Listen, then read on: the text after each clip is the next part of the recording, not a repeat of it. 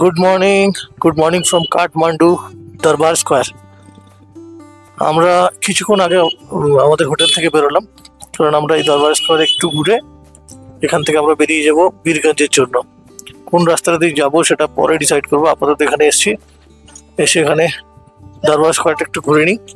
কাল রাত্রে সময় একদম পাইনি, হয়তো আসা যেত মোটামুটি 9টা, 9:30, 11টা পর্যন্ত খোলা থাকে এখানে, তো সময় পাইনি। তার কারণ হচ্ছে আমরা খেয়ে দিয়ে ওখানে একটু রেস্ট নিচ্ছিলাম রেস্টুরেন্টে বসে। আমরা চাইছিলাম যে যাতে রেস্টুরেন্টে বসে একটু সময় কাটালে আমাদের রেস্টটা হয়ে যাবে, তারপরে আমাদের ডিসিশন হয়ে যাবে যে কোন দিক দিয়ে যাবো, কিভাবে যাবো না যাবো। তো এই পর্যন্ত ফাইনাল করে আমরা এখন দরবার স্কোয়ারে একটা ছোট্ট লুক দেখে এখান থেকে বেরিয়ে যাবো। আমরা নিচে নামার মতো সময় নেই এখন, কারণ আমাদের এই মুহূর্তে বেরোতে হবে। অলরেডি 9টা বেজে গেছে, 8:50 বাজে ইন্ডিয়ান টাইম অনুযায়ী। নেপালি টাইম অনুযায়ী 9:05 হয়ে গেছে। কাঠমান্ডু থেকে আমরা বেরিয়ে পড়লাম, দরবার স্কোয়ারে একটু ঘুরতে গেছিলাম, ওখানেতে সময় পেলাম না বলে নামতে পারিনি। তবে এখান থেকে বেরিয়ে আমরা এখন সোজা বীরগঞ্জের দিকে যাব। তবে রাস্তা অনেক খারাপ আছে, কোন দিকটা দিয়ে গেলে সুবিধা হবে সেটা ডিসাইড করব বেরিয়ে। এখন এটা ডিসাইড করা সম্ভব হচ্ছে না, কারণ যতক্ষণ না কাঠমান্ডু থেকে বেরোবো, কিছু লোকাল লোকজনের সঙ্গে কথা বলবো, ততক্ষণ কিছু বোঝা যাবে না যে কোন দিকে কোন দিক দিয়ে যাওয়া উচিত হবে। আর একদম গুগল ম্যাপ ঠিকঠাক কাজ করছে না কোনোভাবেই, একবার এদিকে ঘুরিয়ে দিচ্ছে, একবার ওদিকে ঘুরিয়ে দিচ্ছে, কিছু বুঝতে পারছি না এক্স্যাক্টলি কোন দিক দিয়ে নিয়ে যাবে। এখন চার্জিং এর কেবলটা খুঁজে পাচ্ছি না।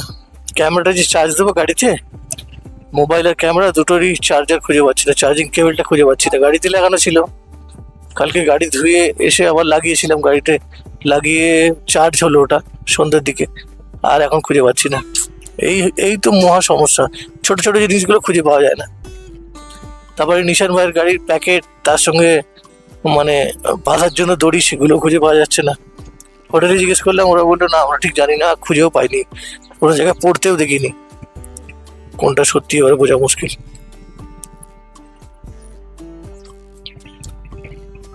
আপাতত কাঠমান্ডু থেকে বেরিয়ে যাচ্ছি, এবার বেরিয়ে দেখা যাবে। এখান থেকে চিতলাং বলে একটা জায়গা আছে, ওইখান দিয়ে নাকি রাস্তা ভালো আছে, দু একজনের সঙ্গে কথা বলেছি। তবে এখানকার লোকজন ওই দিকটা বলতে পারবে বলে আমার মনে হয় না, যার জন্য নিজেরা ডিসাইড করতে হবে। আর সেটা এইভাবে নয়, লোকাল এরিয়ায় গিয়ে জিজ্ঞেস করতে হবে, তাহলে তারা হয়তো বলতে পারে যে কোন রাস্তাটা ঠিক হবে। কারণ যতগুলো ভিডিও আপাতত দেখলাম, আর যে তাইতে বোঝা গেল যে কোনোভাবেই ওই রাস্তা দিয়ে যাওয়া সম্ভব হবে না, আর প্রত্যেকেই একই রাস্তা দিয়ে যাচ্ছে। হয়তো আর অন্য কোনো রাস্তা নেই, কারণ যেভাবে আমরা এসেছি সেইভাবে যাওয়ার কোনো ইচ্ছা আমাদের নেই।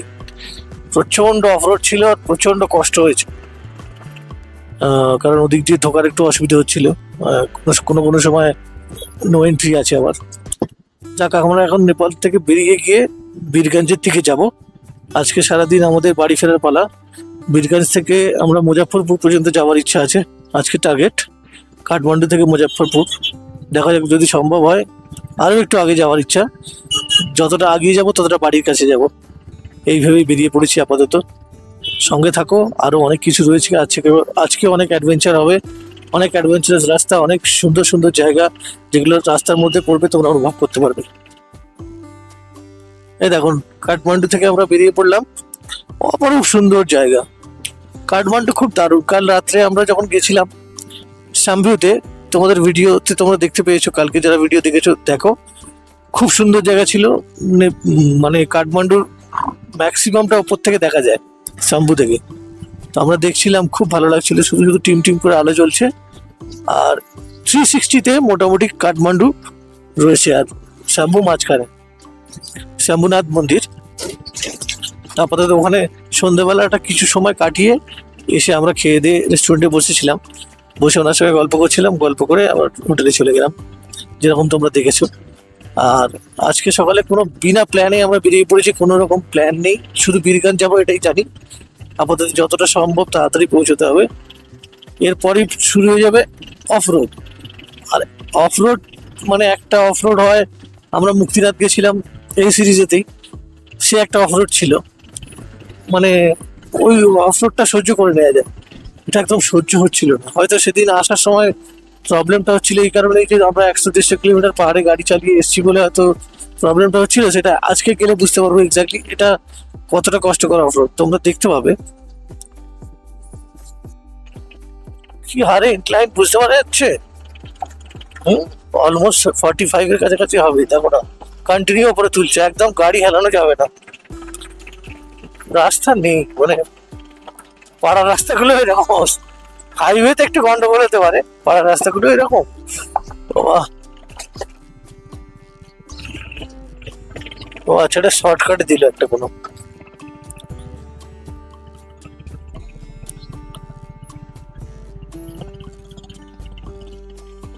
আচ্ছা, কোনো একটা শর্টকাট দিল, কিন্তু রাস্তা খুব ইনক্লাইন আছে, প্রচুর উঠতে হচ্ছে। সাইডে রাস্তা সাইডে দেখো কতটা উঁচু, রে বাপরে, ব্যাপক খাড়াই তো।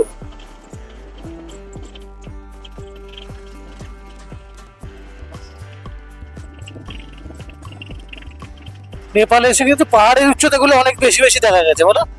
নেপালে এসে পাহাড়ের উচ্চতাগুলো অনেক বেশি বেশি, দেখো এই পাহাড়টাই উঁচু লাগছে, এরপরে আরো একটা পাহাড় রয়েছে সেটা উঁচু, তার উপরে আরেকটা পাহাড় রয়েছে ওটা আরো বেশি উঁচু, জাস্ট এটা নর্মাল পাহাড়, দেখো তারপরে ওইটা রয়েছে ওটা উঁচু, ধরো।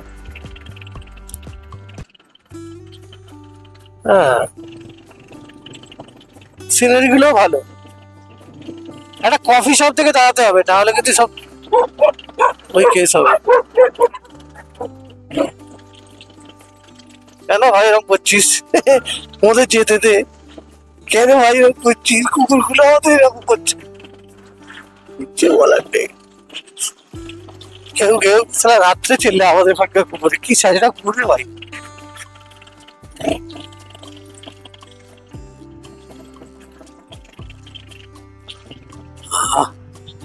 গাড়িটা যেন বললো বাঁচলাম, আমাদের সেরিদার। বাপরে বাবা, শহর থেকে বেরোতেই ওয়াটার ক্রসিং। হ্যাঁ,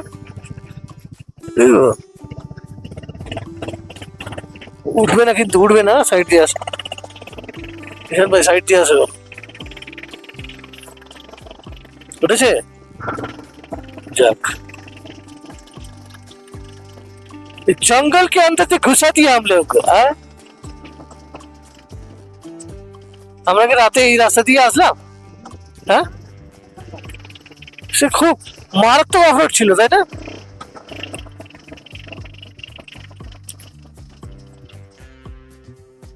আমরা বীরগঞ্জে যাচ্ছি তো নাকি, না সানাউলি কে উঠবো? বাবা, এই তো কোনদিন দেখিনি এরকম জায়গা, রাস্তা নেই বলছে, আবার শুরু হয়ে গেল।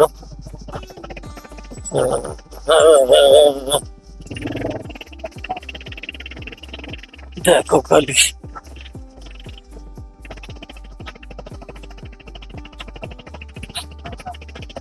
সেখানে ধস নেমে গেছিল, ওই জন্য অবস্থাটা খারাপ আছে।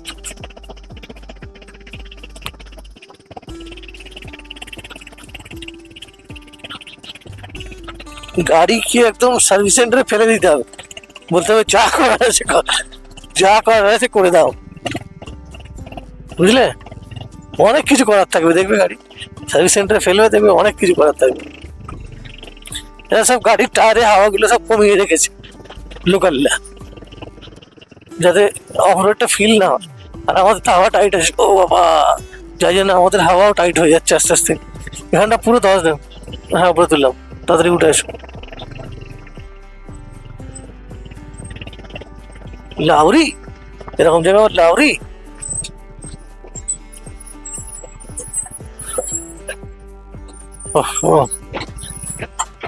ও কেবল কার চলছে আবার ওখানে? না, এমনি সুন্দর জায়গাটা, রাস্তাটা যদি ভালো থাকতো। কেবল কার, কেবল কার হচ্ছে দেখছি।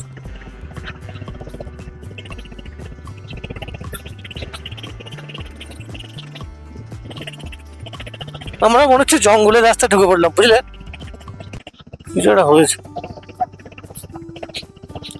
দেখ, এটা দিন ছিল, এটাই সৌভাগ্য, রাত হলে তো অসুবিধা হতো। হ্যাঁ তাই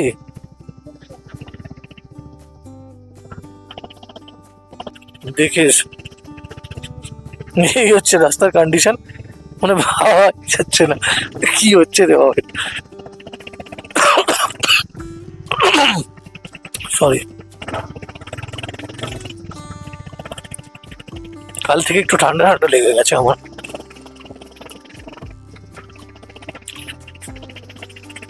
খালি হেয়ার পিন আছে এখানে। ও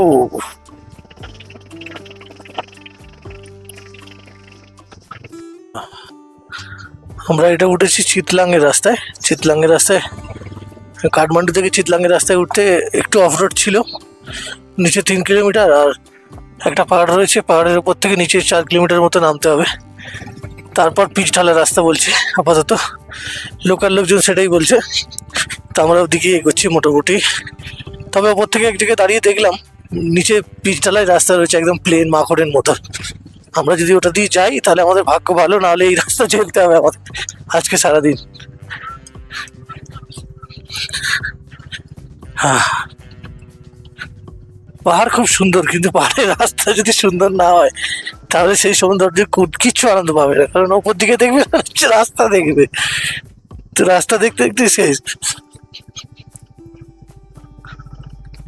নিচে দেখা যাচ্ছে 4 কিলোমিটার নিচে নামলে মোটামুটি ভালো রাস্তা হয়ে যাবে বলছে। এই সারাদিন এই পুরো ব্লকটাতে রাস্তা রাস্তা রাস্তা করে পাগল করে দিয়েছেন সবাইকে, সত্যি রাস্তা খারাপ ভাই। এটা আবার ঢিলে হয়ে যাচ্ছে, আমার হ্যান্ডেল ঢিলে হয়ে গেছে, পুরো গাড়ির সব পার্টস ঢিলে হয়ে গেছে। একটা জিনিস দেখাবো, আমি যখন ক্যামেরাটা খুলবো তোমাদের দেখাবো কি এক্স্যাক্টলি হয়েছে আমাদের সাথে। মানে আমার হ্যান্ডেলে বেন্ড পড়ে গেছে। কিসের বেন্ড পড়ে গেছে সেটা হচ্ছে ক্যামেরা মাউন্ট যেটা আছে না, ওর নিচে খুব মোটা একটা রাবার আছে, হাই কোয়ালিটি রাবার, সেই রাবারটা গলে গেছে অলরেডি, গলে গিয়ে আমার হ্যান্ডেলের বেন্ড পড়ে গেছে। দেখলে বুঝতে পারবে, দেখাবো ওটা, এক্ষুনি নয়, মোটামুটি যেখানে দাঁড়াবো সময় পেলে দেখাবো।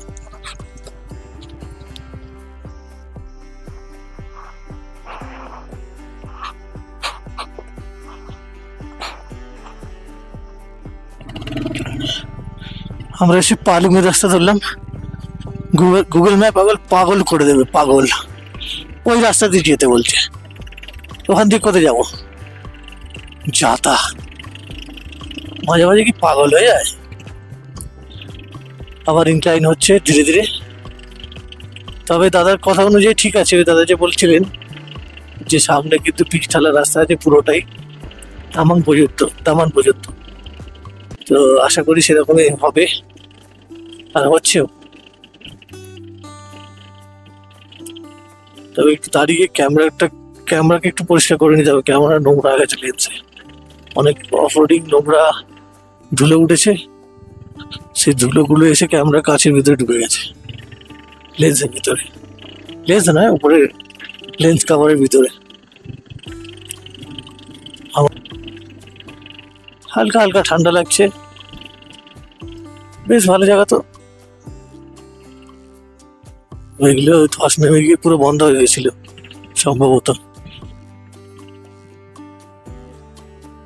যেই দিকটাতে ভালো জায়গা থাকবে, লোকজন যাতায়াত করতে পারবে আরামসে, সেইগুলোই কি ধস নামতে হয়।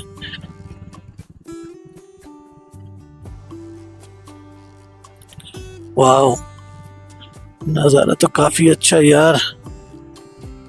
না এবার গরম লাগছে, মানে ভালো রকম গরম লাগছে, ফ্যানটা একটু খুলে দিতে হবে। আমাদের একটা ভুল হয়ে গেল, একটা না অনেকগুলো, আমরা পুরো ভুল করছি, জানি না কেন, খালি ভুল করে যাচ্ছি। একটা কি ভুল, সবই ভুল হচ্ছে। গরম লাগছে, এবার খিদে পাচ্ছে, কি করবো বুঝতে পারছি না।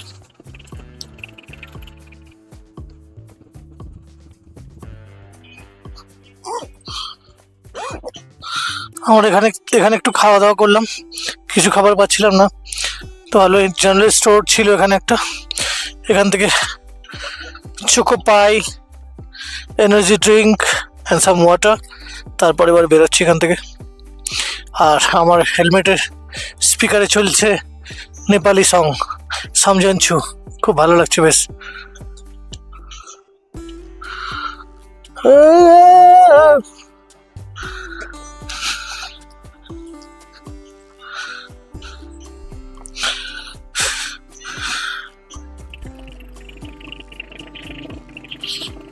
নেপালি মানি শেষ হয়ে যাচ্ছে বলে তেল একটু ভরে নিলাম, মানে শেষ করার জন্য আর কি। ওই 1500-2000 টাকার মতো আমাদের কাছে হবে নেপালি মানি। 500-500 করে দুজনেই তেল ভরে নিয়েছি, কারণ 1000 টাকা থাকলেও সেটা মোটামুটি বর্ডার পৌঁছাতে পৌঁছাতে আমরা কিছু খাওয়া দাওয়া যদি করি তার মধ্যে শেষ হয়ে যাবে। আর আমাদের ইন্ডিয়ান মানি কনভার্ট করার কোনো প্রয়োজন হবে বলে মনে হয় না। এখন তো মোটামুটি এটা হলে ফালুং বলে একটা জায়গা রয়েছে, ওইখানে আমরা দাঁড়িয়ে জেনারেল স্টোর থেকে চোকো পাই আর কোল্ড ড্রিঙ্কস খেলাম, খেয়ে একটু রিফ্রেশ হয়ে গিয়ে আবার শুরু করলাম। এখান থেকে 2 ঘন্টা দেখাচ্ছে হেটুয়াটা, আর 17 মিনিট দেখাচ্ছে দামান থেকে হেটুয়াটা দেখাবে 2 ঘন্টা, 2000 বলছি গেছে মাথাটা গুলিয়ে। আসলে আমরা প্লেন্সে থাকি না, সব রকম জিনিসগুলো একটা অদ্ভুত টাইপের মাথার মধ্যে জিনিস কাজ করছে। এই এক গাড়ি চালাতে হবে, ক্যামেরা তোমাদেরকে দেখাচ্ছি, সেটা কিভাবে দেখাচ্ছি সেটা দেখতে হবে। তারপর হেডফোনে কানেক্টেড রয়েছে কোনো সময় নিশান ভাই, কোনো সময় আবার গান শুনছি, আবার ম্যাপ দেখতে হচ্ছে, সব রকম গুলিয়ে একদম ঘেটে যাচ্ছে পুরো মাথা। খুব সুন্দর এই জায়গাগুলো। রাস্তা একটু খারাপ আছে হালকা ফুলকা, কিন্তু জায়গাগুলো খুব মন ভরে যাবে। এগুলো নেপালে অফবিট হিসাবে কাউন্ট করা যেতে পারে। চিতলাং, ফালুং, হ্যাঁ, এগুলো বেশ ভালো জায়গা। মানে আমার তো খুব ভালো লাগছে। মোটামুটি 1-2 দিন এদিকে এখানে থেকে সময় কাটালে খুবই ভালো লাগবে। যারা অফবিট পছন্দ করো না, তাদের জন্য এগুলো ভালো। নেপালে যদি কোনো অফবিট ইচ্ছা করে আসতে, তাহলে চিতলাং আর ফালুং বলে এই দুটো জায়গা খুবই ভালো। এবার দেখা যাক, আমরা তো যাচ্ছি দামানের দিকে, দামানটা কেমন।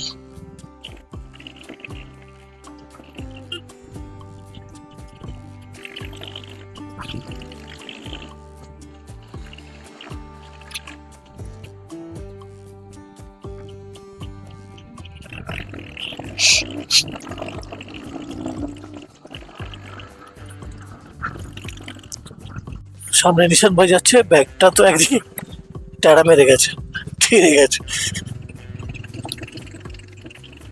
ব্যাগটাকে ভালো করে বাঁধতে হবে ব্যাগগুলোকে। আসলে সকালে একটা ঘটনা ঘটে গেল আমাদের সঙ্গে, সেটা বললাম যে আমাদের সবকিছু মানে যে প্যাকেটটা দিয়ে ঢাকা বাঁধছিলাম সেই দড়িটা, আর প্যাকেটটা খুঁজে পাচ্ছিলাম, দড়ি আর প্যাকেট দুটোই গায়েব হয়ে গেছে। তাই আমাদের কিছু করার নেই, একটা দড়ি ছিল আমাদের কাছে, সেটা দিয়ে 3টে ব্যাগকে বেঁধে দিয়েছি নিশান ভাইয়ের গাড়িতে। এখন আপাতত নিশান ভাই সামনে যাচ্ছে, দেখো টেরে আছে একদিকে, ব্যাগটা মনে হচ্ছে পড়ে যেতে পারে, কিন্তু এখন চলবে মোটামুটি। আরো একটু ঢিলে হলে তারপরে গিয়ে বেঁধে দেবো। মোটামুটি এই নিয়ে 3বার বাঁধলাম। রাস্তা খুব খারাপ ছিল বলে, অফ রোড ছিল বলে বারবার বাঁধতে হচ্ছিল। এবারে মোটামুটি রাস্তা ঠিকই আছে। আবার বলবো না, বললে আবার হয়তো ঠিক রাস্তা খারাপ হয়ে যেতে পারে। যে কোনো মুহূর্তে যা ইচ্ছা করছে আমাদের সঙ্গে। আমরা এসে দামান থেকে এবার আমরা নিচের দিকে নামবো, হেতুয়াদার দিকে। এবারে শুধু মানে পাহাড় থেকে নামার ব্যাপার আছে। মেঘ ঘিরে ধরছে আমাদের মাঝে মাঝে, প্রচন্ড ঠান্ডাও লাগছে, হালকা হালকা বৃষ্টির মতো কি গায়ে লাগছে, ঠান্ডা ঠান্ডা লাগছে ওটা। ও মাই গড, প্রচুর হেয়ারপিন রয়েছে এখানে। হেয়ারপিন পয়েন্ট কি বলে, হেয়ারপিন রাউন্ড।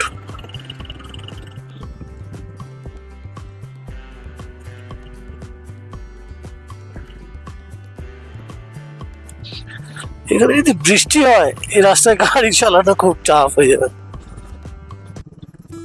প্রচুর ডিক্লাইন রয়েছে এখানে। দাদারা বানাচ্ছেন, দেখে ভালো লাগলো। এই তো নতুন রাস্তা, তার মানে হচ্ছে রাস্তা। হ্যাঁ ভাই, বেঁচে যাই। এই রাস্তাগুলো হয়ে গেলে নেপালের সব মানুষেরই সুবিধা হবে। শুধু আমরা তো আসবোই, বাকি যারা এখানে থাকে তাদের জন্য তো অনেক বেশি উপকার হবে। সব কথা বলছি। এইখান থেকে যাচ্ছে, এখান থেকে কোথায় যাবে?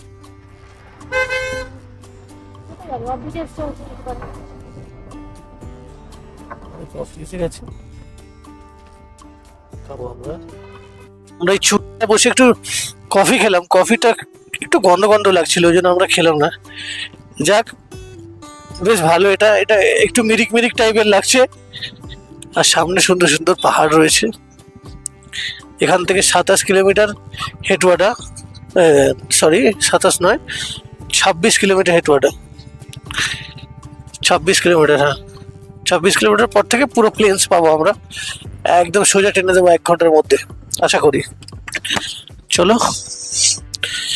একটু কষ্ট হচ্ছিল, ওই জন্য রিফ্রেশমেন্টের একটা দরকার ছিল। কারণ যখন ডিক্লাইন হবে পাহাড় থেকে, যখন তুমি নামবে আস্তে আস্তে, তখন কিছু করার নেই, তোমাকে একটু রেস্ট নিতেই হবে। আর গাড়িকেও রেস্ট দিতে হবে, নাহলে ব্রেকসগুলো ফাট করে একদম ফেল হয়ে গেলে মুশকিল হয়ে যাবে। কি ওয়ান্ডারফুল জায়গাটা দেখো, এখানে প্রচুর জিগজ্যাগ, মোটামুটি গোটা 10 আছে এরকম, কিন্তু প্রত্যেকটা মোড় সুন্দর লাগছে, প্রত্যেকটা মোড়ে মজা লাগছে। আমাদের তো ভালো লাগছে খুবই। গাড়ি আসছে আমার সামনে, 22 কিলোমিটার, 22 মানে একদম প্লেনসে চলে যাচ্ছি আমরা। কি সুন্দর দেখো সামনে রোড নাজারাটা, ওয়াও। হ্যাঁ, Fortuner, MH Fortuner, MH number আছে।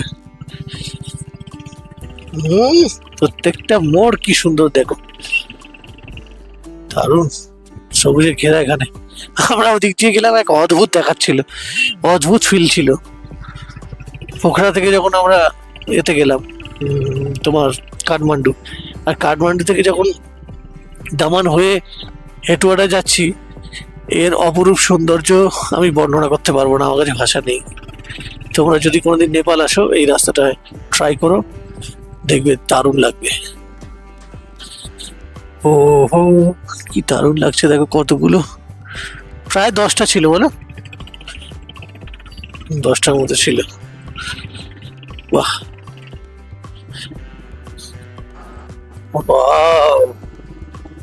অসম না? পাহাড় শেষ, মনটা একটু একটু একটু করে খারাপ হচ্ছে। ঠিক আছে, কোনো অসুবিধা নেই, পাহাড় তো শেষই হবে, কারণ আমরা প্লেনসে থাকি। পাহাড় থেকে নামলে তবেই তো আমরা বাড়ি যেতে পারবো। কি সুন্দর জলধারা বয়ে যাচ্ছে, ভালো লাগছে বেশ।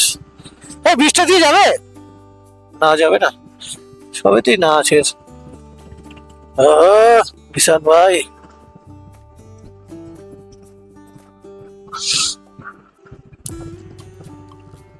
দারুণ জায়গা, খুব দারুণ জায়গা।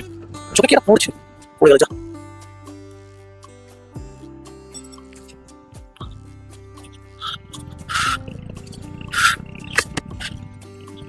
অপূর্ব অপূর্ব সুন্দর। পিকনিক আমাদের হারি করছি নেই, নাহলে আমরা করতাম পিকনিক। প্লেন্সে চলে এসেছি, কোনো দিকে পাহাড় নেই। ও পিছনে আছে, শুধু শুধু পিছনে আছে, এই দেখ, শুধু পিছনে আছে পাহাড়, সামনে আর নেই। সামনের গল্প শেষ, শুধু প্লেন্স। বাই বাই পাহাড়।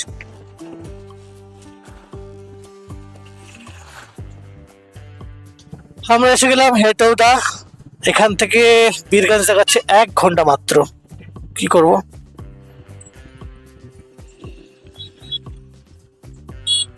মাত্র 1 ঘন্টা হেটৌডা। সেই দোকানকে খুঁজছি আমি, যে আমাদেরকে চেন লিউবের নামে দিয়েছিল থিনার।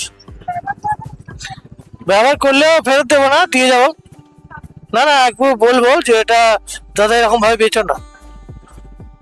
না না, একবার বলবো দাদা বেচো না এইভাবে, চেন খারাপ করে দেয়। আমরা এটা দিয়ে গেছিলাম। হ্যাঁ, বুঝতে পেরেছি।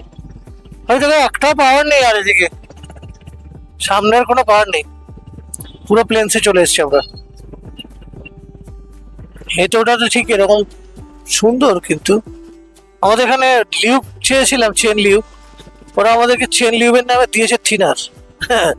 চেন লিউবের চেনে বেরোচ্ছি, দেখি চেন থেকে কালো কালো সব কি বেরোচ্ছে, হাতে লেগে যাচ্ছে, রং বেরোচ্ছে, মানে চেনের কালো রংটা চলে গেছে উঠে। সে আর খুঁজে পাবো না মনে হয়। ঠিক আছে, নেপালের বর্ডার, এটা একটা খুবই পরিচিত জায়গা নেপালের। এখান থেকে বর্ডার দেখাচ্ছে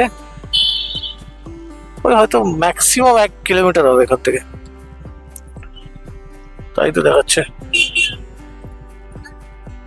বীরগঞ্জ বর্ডার এসে গেছি।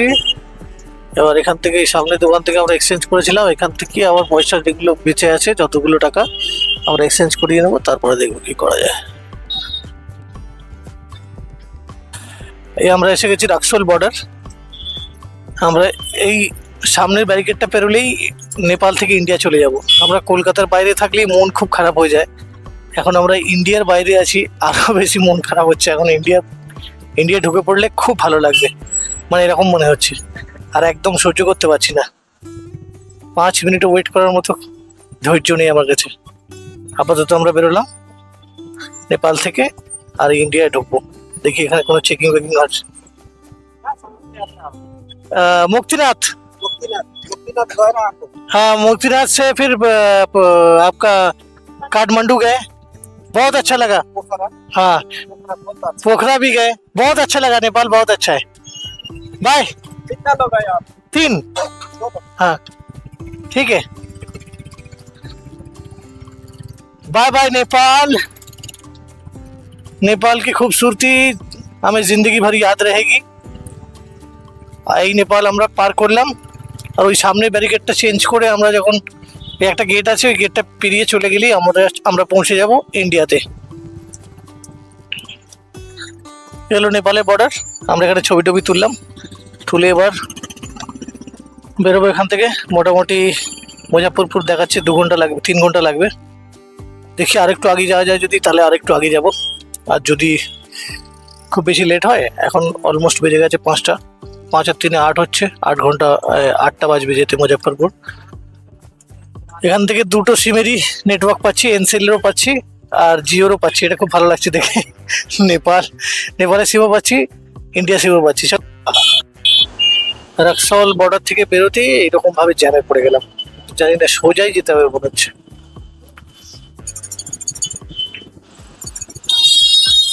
যে বাঁদিকে গাড়িটা রয়েছে এটা নেপালের গাড়ি, সামনে গাড়িটা নেপালের গাড়ি। ম্যাক্সিমামটা নেপালের গাড়ি চলছে এখানে। রেল গেটের ওখানে না দাঁড়িয়ে এখান থেকে চলে যাওয়াই ভালো। রেল গেটটা খোলা ছিল কিন্তু এত জ্যাম আছে, কি ওখান দিয়ে যাবে। পাট করে যদি এখন ফেলে দেয় আরো সময় নষ্ট হয়ে যাবে, অতএব এদিক দিয়ে চলে যাওয়াই ভালো যখন খোলাই আছে এটা। আমাদের ভিডিওটা এখানেই শেষ করতে হচ্ছে, কারণ কি আমাদের মেমোরি কার্ড অলমোস্ট ফুল হয়ে গেছে, তো সেই জন্য আর কিছু আমরা রেকর্ড করতে পারিনি। তো ভিডিও তোমাদের যদি ভালো লেগে থাকে তাহলে প্লিজ লাইক করে দিও, শেয়ার করে দিও, আর কমেন্ট করে জানিও তোমাদের কেমন লাগলো নেপাল সিরিজের এই ভিডিওটা। আশা করি তোমাদের খুব ভালো লেগেছে। তো তোমাদের সাথে দেখা হচ্ছে আবার পরবর্তী এপিসোডে।